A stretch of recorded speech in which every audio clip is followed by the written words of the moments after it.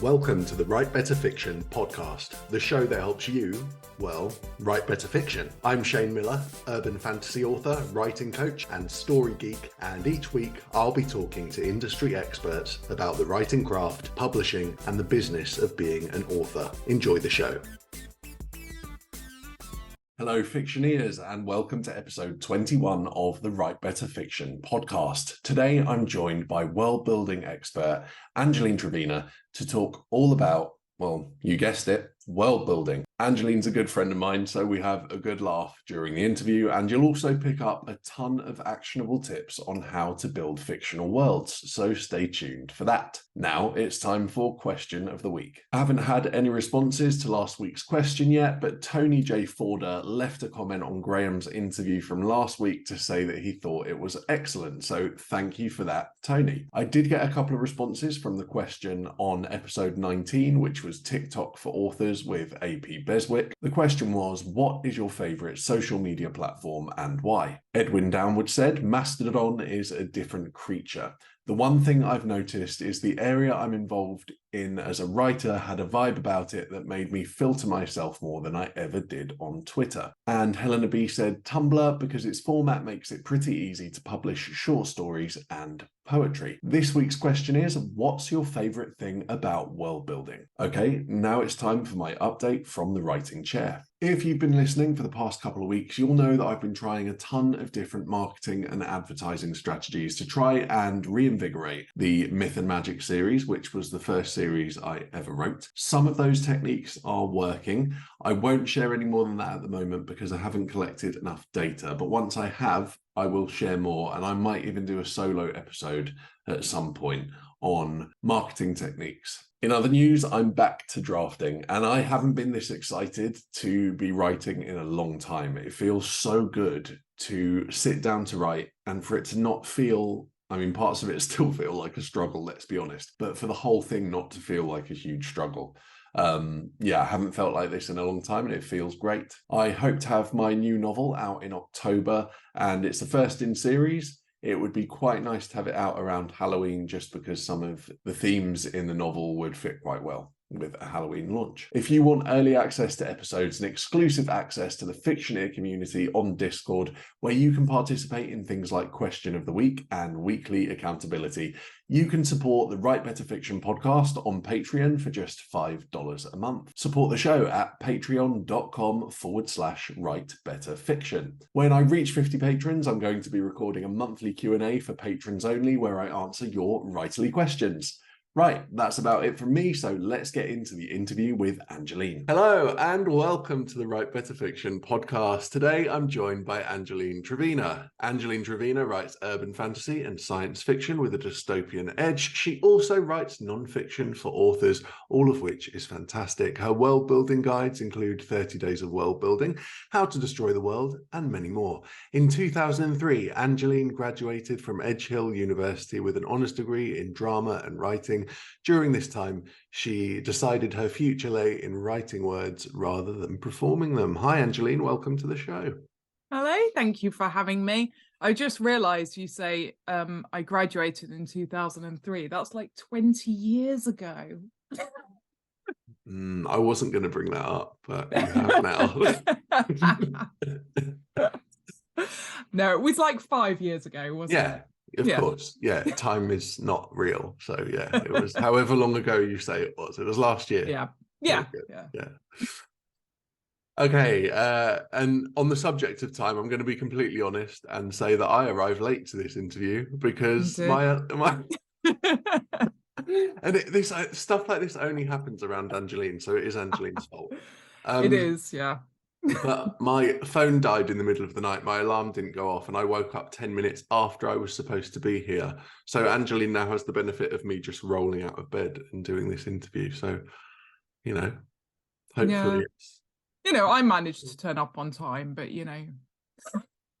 Wow. Okay, let's start by telling us a bit about you and your journey into writing. I just thought I'd set the tone. Yes. Right. Yeah, so I'm one of these people who's been writing since they were old enough to hold a pen, pretty much. But But I didn't want to become an author. I wanted to act. So my whole childhood was performing, singing lessons, dance lessons, music lessons, drama lessons.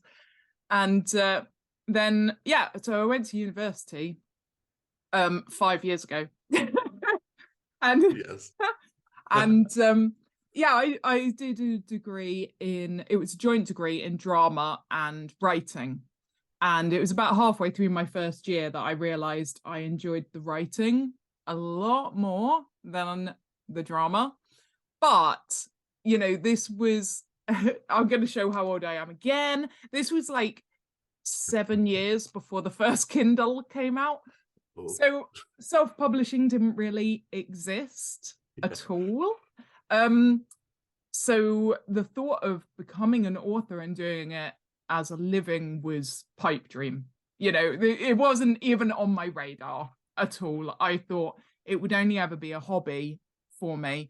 But yeah, we got this revolution in self-publishing, and it was about 2012-ish. I was a member of a writing group, and I said to them, why don't we put together an anthology of our own short stories and self-publish it? And they actually turned around and laughed at me because back then, self-publishing was thought of badly. Yeah. But in my typical way, I was like, I'll show you. I can do this. Yeah. So I learned everything back in those days. I actually learned how to hand code an ebook. Thank goodness we don't have to do that anymore. And yeah, I mean, I've published more than 20 books now. I'm super duper famous, as shown by, I'm on this podcast. So yeah, obviously. Yeah. Super duper famous. So I think I may have proved my point. Well, you say that tongue in cheek, but you have been on some pretty big podcasts, Angeline. You've been on the Creative Pen podcast, I believe. You've been on and the SPS, self-publishing show. You've done all the big ones, so you are moderately or mildly famous now. Mildly famous, yeah. I like that. I'm going to put that on my CV right at the top. Angeline Trevena, mildly famous. No, t-shirt. Yeah, even better. Just all the badges and everything. Yeah, it'd be great. Awesome. Cool. Let's start then by chatting about the relationship between world building and storytelling. How can a well-built world enhance a story? Brilliant. Yeah, so when we're writing, we spend so much time on creating these amazing characters and everything. And we create this fascinating plot that our readers just love. So we don't want to ruin that by dropping them into this world that is just like a scroll on a bit of paper. This one that we just bunged together, whatever. Because your world building gives you so many amazing opportunities for storytelling. Like, start off like mood and atmosphere. So we as authors, we write a lot about mood and atmosphere. We're thinking about the weather, it's that classic, it was a dark and stormy night, right? Mood and atmosphere is important. And when we're thinking about setting, we all know if you're reading a gothic horror, it's going to be in an old mansion somewhere out in the wilds. If you're reading urban fantasy, it's going to be in a nice modern city. We know this, and we can use our world building to create mood and atmosphere. I mean, if you think about worlds or books that have really strong worlds that feed into the story, like I think one of the really good examples is the Hunger Games. It's such a well-built world, and that Hunger Games, that wouldn't happen in a different world. So you can create all the mood and atmosphere that you need to back up your story, to enhance your story through the world that you're creating. And you can also use your world to create conflict in the story. Now, as we all know, conflict is like a necessary component of storytelling. So we're always looking for good ways to find more conflict. What fantastic way than if your characters need to get from A to B, let's not make it a nice Sunday stroll for them. Let's put a mountain range in their way, or a lava field, or like a marshland. Let's actually give them conflict. But you can also create conflict through the society of your world, like by outlawing magic, or by outlawing women being allowed out of the house by themselves, or outlawing like lowborn people being allowed to join the military. So put all these laws, put all these norms and values and expectations, and you can use them to create conflict for your character, to give them barriers that they have to overcome. And it's such a fantastic resource for conflict. Use it. If you're not using your world to give yourself these brilliant story ideas and these plot points, then you're wasting it so much. You should use your world to frame your story, and it should frame every part of your story. It should frame your character's life, their goals. What is their ultimate goal? It's impacted by the world that they live in. If they live in a really nice world where everything's lovely, their ultimate goal isn't to overthrow the government. It might be. Maybe they're an evil person. Yeah, it could be. Maybe. If you're writing about a villain, then yeah, maybe. So your world building should absolutely act as like a frame for your story and for your character's story. And it should be as well developed as your story and your character, because they all work together, and we want a fantastic story overall that our readers can totally get lost in. And the world building is such a massive, important part of that. So yeah, build good worlds. Yeah, that's it. That's the end of the interview. No, I'm kidding. Yeah, that's build good worlds. Done. No, seriously though, that's why I wanted to have you on the show, because nobody really talks about world building in the way you do, and it is crucial to have. I don't mean that in a bad way. I don't mean like you never stop going on about it. But it's true. But the fact that the setting is integral, because quite often I work with a lot of editing clients that setting is kind of an afterthought, or the world is an afterthought, and then it feels bolted on. But if you can kind of make it all synergistic, so much the better, because it enriches the story. That's a fantastic word. Thanks. I do say something clever occasionally, just ever so occasionally. So that was a great point. And I also, when you said Sunday stroll, I just had the image of Frodo strolling up to Mordor. I know. Popping the ring in and strolling back. People always say, don't they? You see all those memes like, why didn't they just get the eagles to fly them to Mount Doom? Because that would be a really short story. And we flew, and I dropped the ring in, and we flew home. The end. I don't think it would make 3 movies. No, I don't. So that was a well illustrated point. Another question came to mind, which I haven't prepped you for. I know, terrible. What is the importance of dragon poo in world building? Oh my goodness. So this might sound like a bizarre, out of the blue question, and probably all the listeners are like, what is Shane this morning?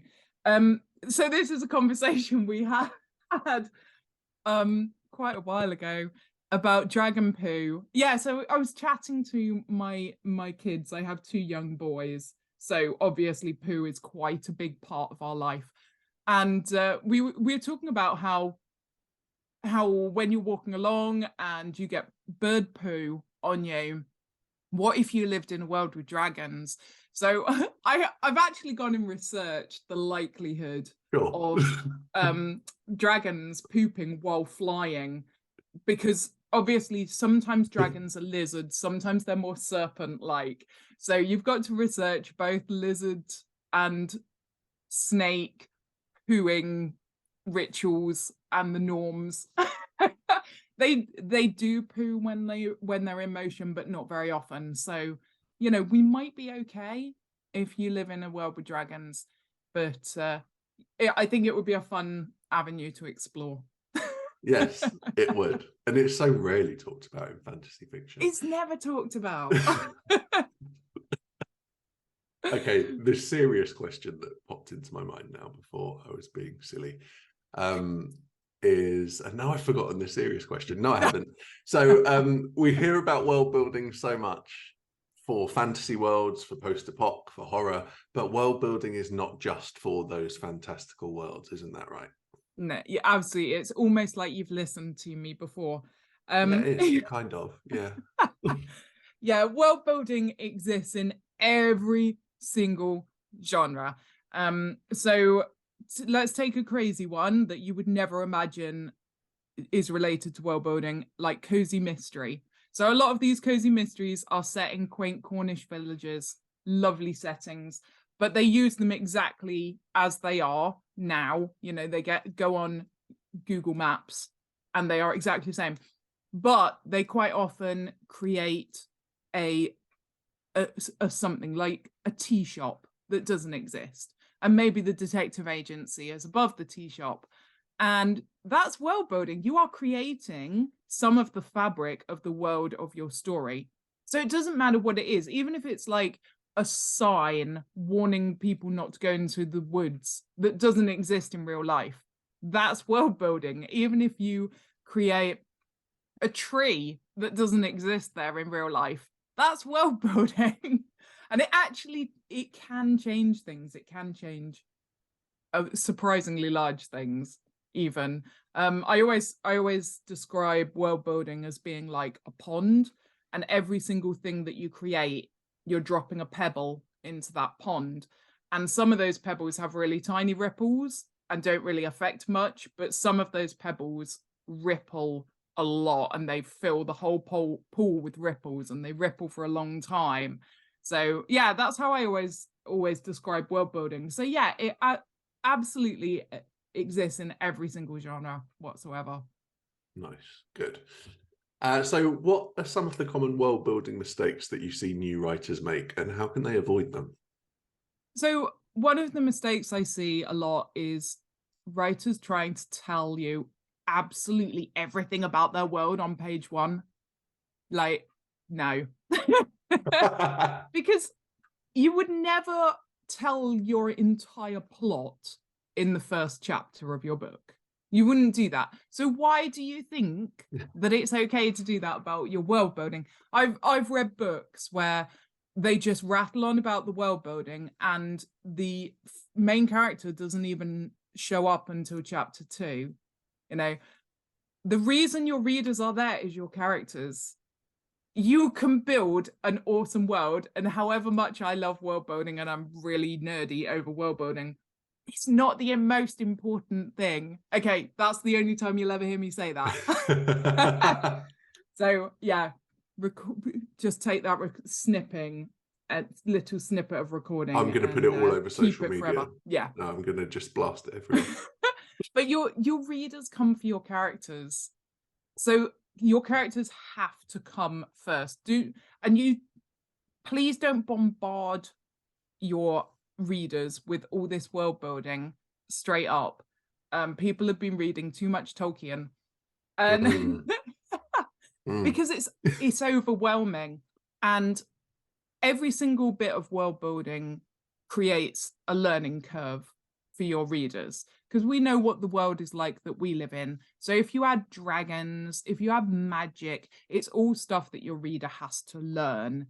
Please don't make them learn everything on the first page, because it's very scary and you'll confuse them. And quite frankly, they're not going to continue reading.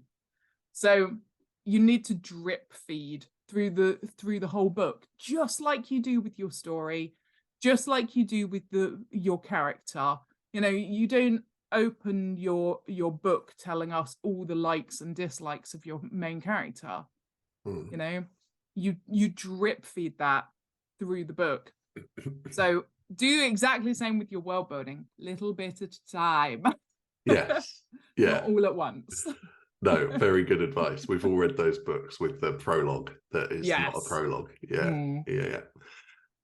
Okay, so you've spoken a little bit about laws and culture, but how do you go about creating believable societies in your worlds, and what elements do you think are key to making that fictional society actually feel real for the reader? Okay, so one of the important things when you're creating a culture is diversity. I think this is really, really important. And I'm not, I'm not saying that because it's like the cool topic at the moment. Diversity is really important in so many different ways. For one thing, if you're writing epic fantasy, you can have lots of cultures. Okay. We all know that, like, in Lord of the Rings, I know I bang out on about Lord of the Rings a lot, but you know, the elves hate the dwarves, and they have very, very different cultures. They have very distinct cultures, very, very distinct. And that's really important. So get that diversity where, especially if you're writing epic fantasy and you have your characters crossing an entire world, they're gonna come across different cultures, right? But within each culture, you then have subcultures, and you have subcultures and subcultures. Okay. Yeah. So diversity is so important. Like, every time the government make a new law or something changes in society, there are winners and losers. Okay. There are some people who are like, this is the best thing ever. This is great. This makes my life so much easier. And there are other people who are like, I don't know how we're going to get through this. Okay. So that is a form of diversity. Okay. Every single aspect of your culture, there are people who love it and there are people who hate it. There are people who embrace it and live it like it's law, and there are people who purposefully rebel against it. Okay. All of that is diversity. Diversity in your culture. Not everyone thinks the same. Not everyone has the same opinions about everything in your world. Okay, so make sure you put in diversity. Lots of different people, lots of people thinking different things and having different opinions, but also diversity around your world as well. And I think one of the most important ways to make a culture feel real is evolution and change. So our culture here in the UK is not the same as it was 1,000 years ago. It's very different. It is very different, Right? yeah. I grew up in the 90s. Yeah, I know. That was 5 years ago as well. Yeah, And yeah. the world is very different now. I didn't grow up with social media, right? YouTube did not exist. This is shocking to my children. YouTube did not exist. We didn't have Facebook. We didn't have mobile phones at all. We certainly didn't have cameras on us all the time. And that's a massive, massive social change, a huge social change. Like, if I liked a band or an actor, the only way I found out about them was reading interviews with them in magazines. That was it. But now you can go and find out where they're filming and then go and show up. You can have like this. It feels like you can touch them almost, via You can't. That's no, don't go and touch people, obviously. But you've taken away so many degrees of separation through the internet. And it's a massive, massive cultural change that has a huge knock-on effect. And I just find, like, the real details of culture really interesting.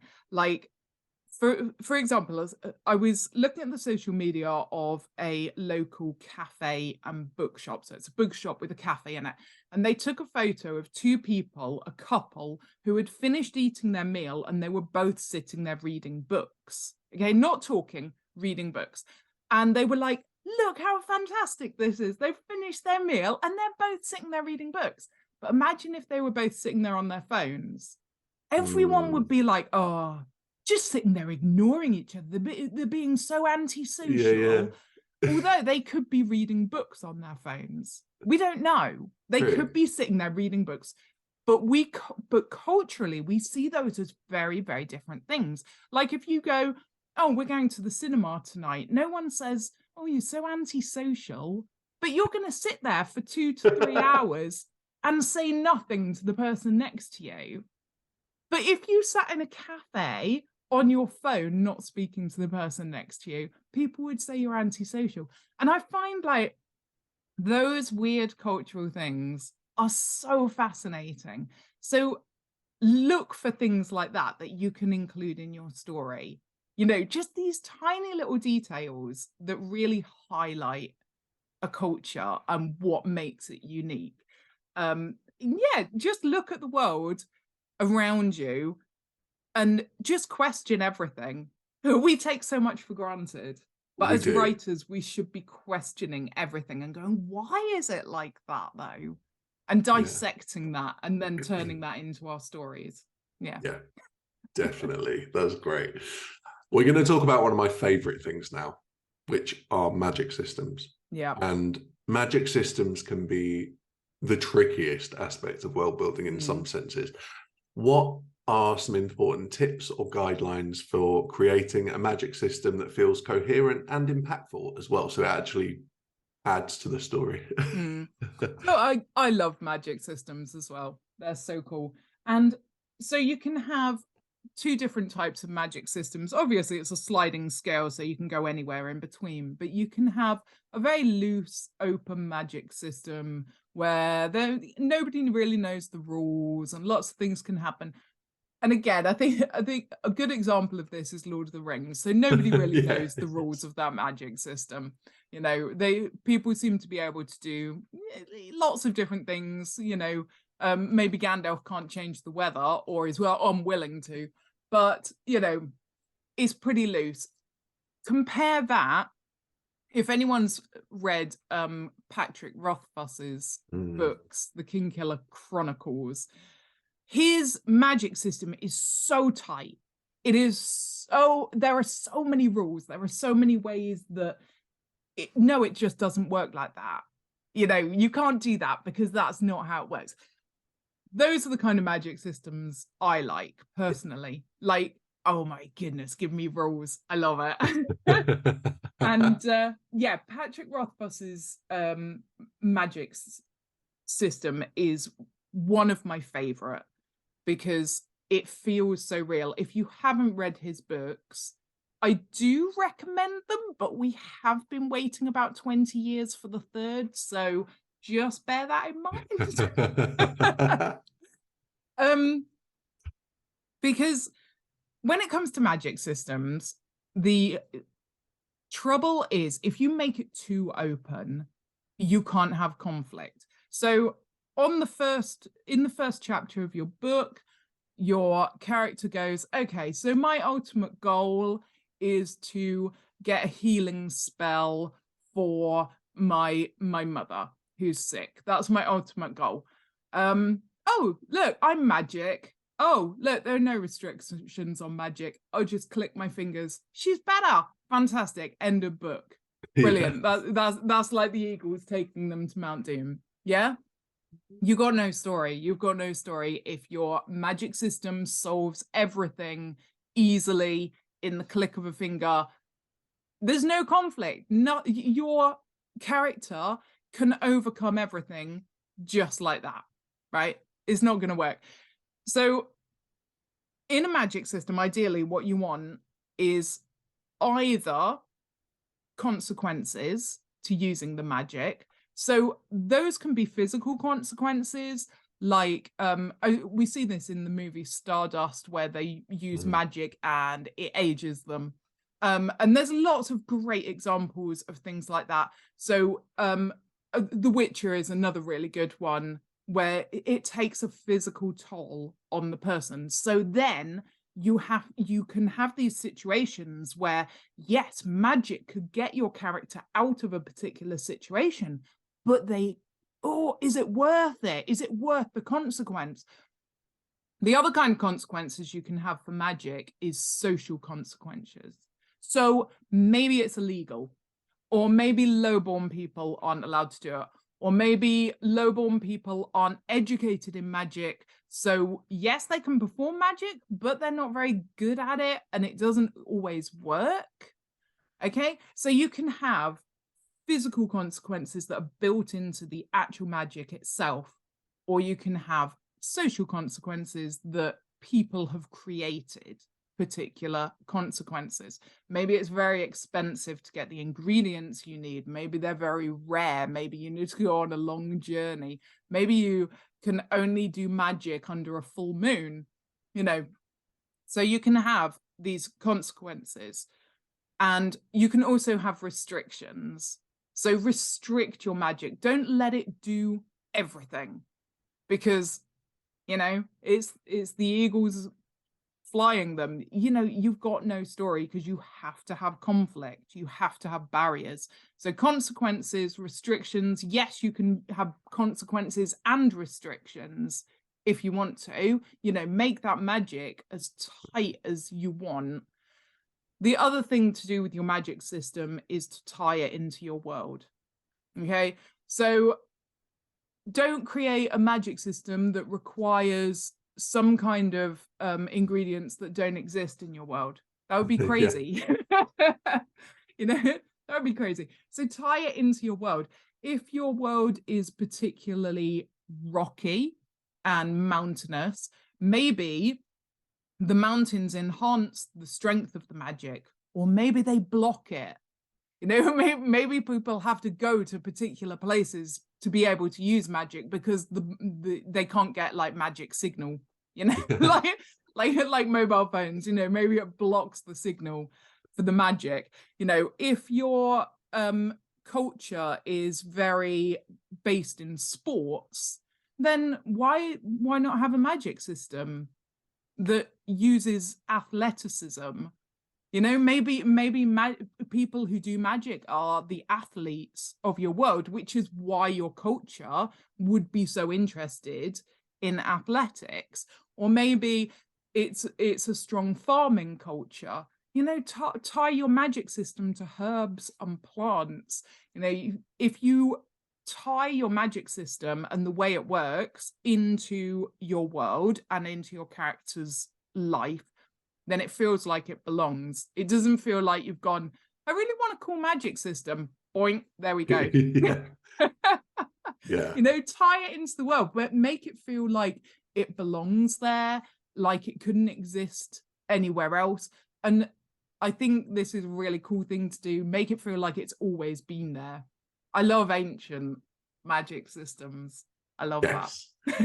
Yeah, that is awesome. Okay, let's move on to your favorite thing, which is post-apocalyptic fiction. So what's your advice for crafting post-apocalyptic scenarios, and how does this differ from creating the other types of worlds that we've kind of spoken about? Okay, so a lot of people go, yay, I'm writing post-apocalyptic world. The world has collapsed. I have a completely blank slate to play with. It's like an empty sandbox. I can do whatever I want. No. No, because the world existed before the apocalyptic event, right? And the history of that world impacts the present of the world. Even if everything has disappeared, even if your people have left the planet they used to live on and have moved to another planet, the history of the world they did live in still impacts them. Okay. And there is trauma.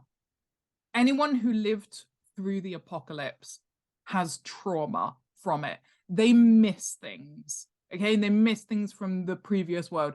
It would be like writing a post-apocalyptic story when coffee no longer exists. Oh, okay, no. That would be trauma. Yeah. Like trauma. In fact, I actually have written a book, and there is an entire page where they find a jar of coffee. It's instant coffee, but they're desperate and haven't had coffee for like 18 months. And yeah, it is like a whole page, an ode to coffee. But you know, that's what's important to me. So I'm with you on that one. Yeah. Yeah. But there is trauma, and there is even generational trauma. So even if you're 6 generations down the line after the apocalyptic event, what's been passed down do people still tell stories of the before? Is it illegal to tell stories of the before? You know, there may be people who have these big collections of useless junk, like Ariel the Little Mermaid, right? She collects human stuff, but she doesn't know what it's for. Okay, it's like giving one of my kids a cassette tape. They didn't know what that is, you know, or a floppy disk. They're like, eh? Yeah, But this might be things that like people my age would collect as memories, you know, or if you're way past the apocalypse, because you can write in a post-apocalyptic world where the apocalypse happened yesterday, or you can write one where it happened 300 years ago. Those are very, very different scenarios, but they are both impacted by what came before. Yeah. I'm gonna say it. I'm gonna talk about the pandemic because like we lived through this, right? And there was a lot of people going, this is brilliant. We can use this as an opportunity to change things about our culture and our world.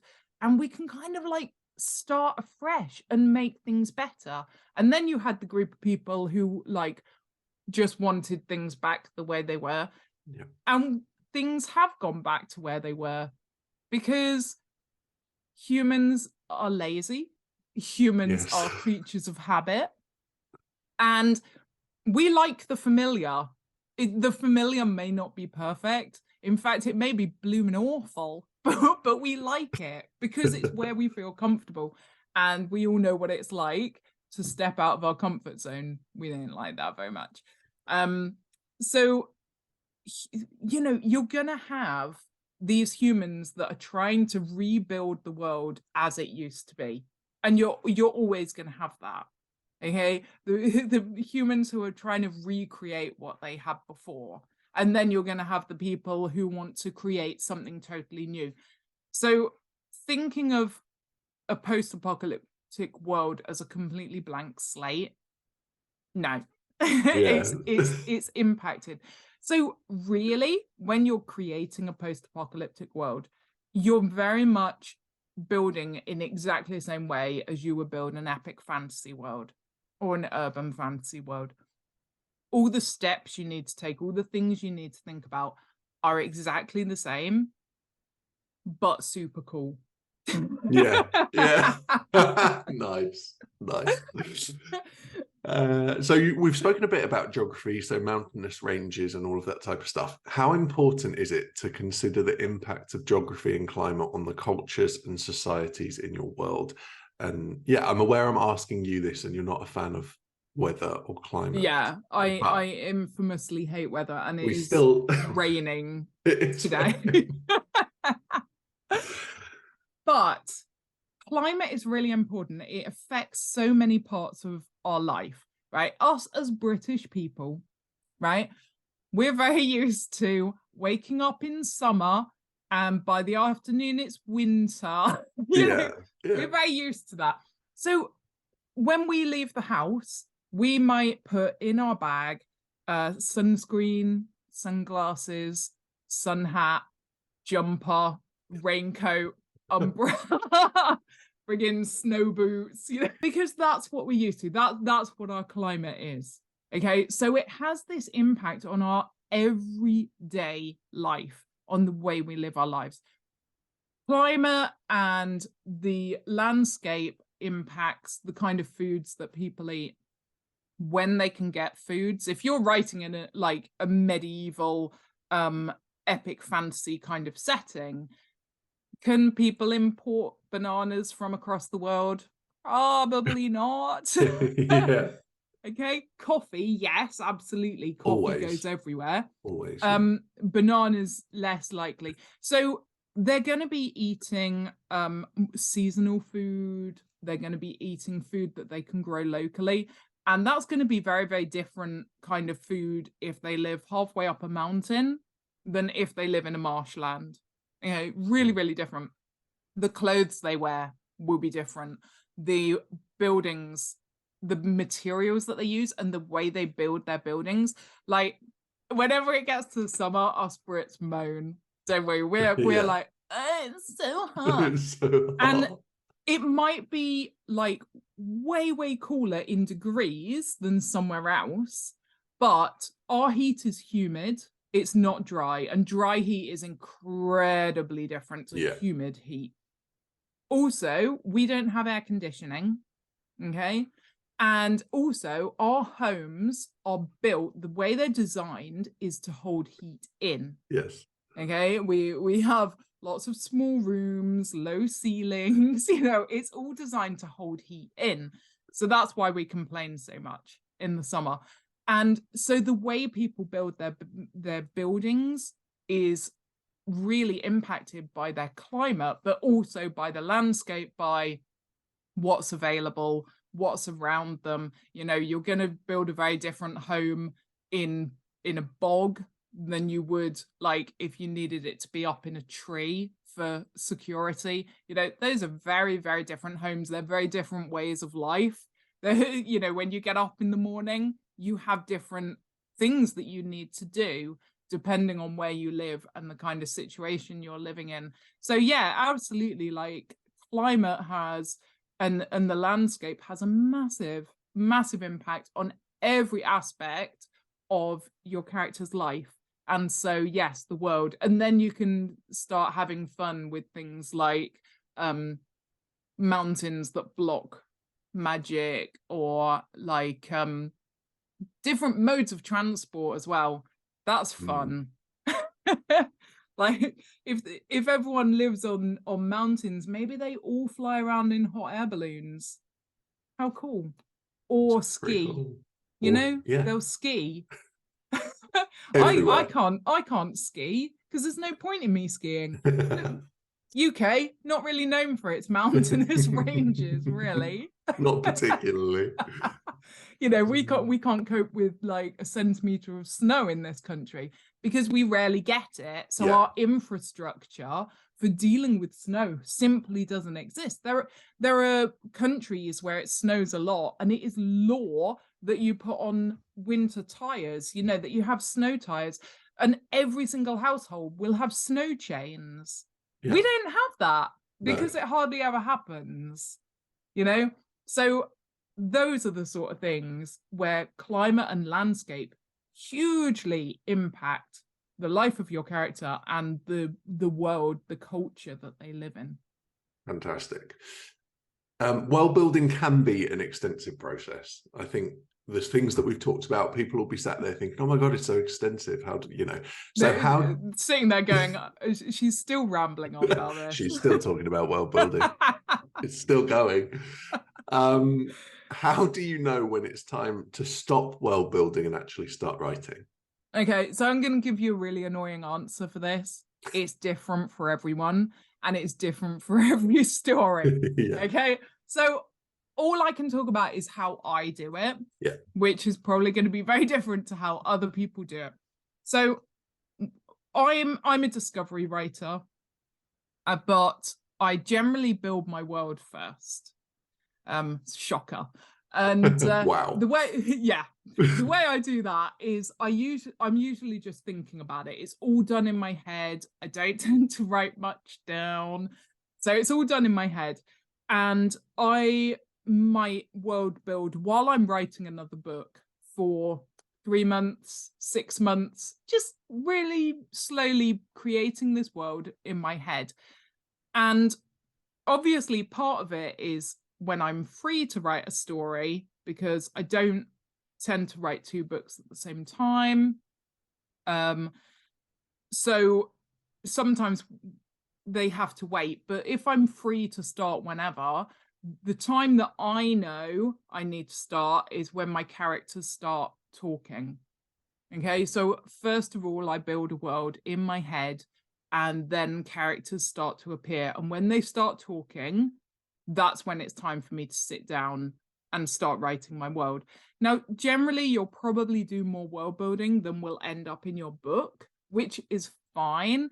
But if you find yourself like falling down research rabbit holes about ridiculously tiny things about like the best soil to grow this particular kind of herb that maybe your character puts in their bread once in the whole story, you're probably using world building to procrastinate. You know, so just be aware that when you're using world building to avoid writing, it's time to pack the world building away. Again, look there, I've said that as well. You won't hear that very often. Nope. But for me, it's when the characters start talking that I know it's time to stop. You can world build as you write. That's fine. That's absolutely fine. You know, I'm a discovery writer. I change lots of things while I'm writing.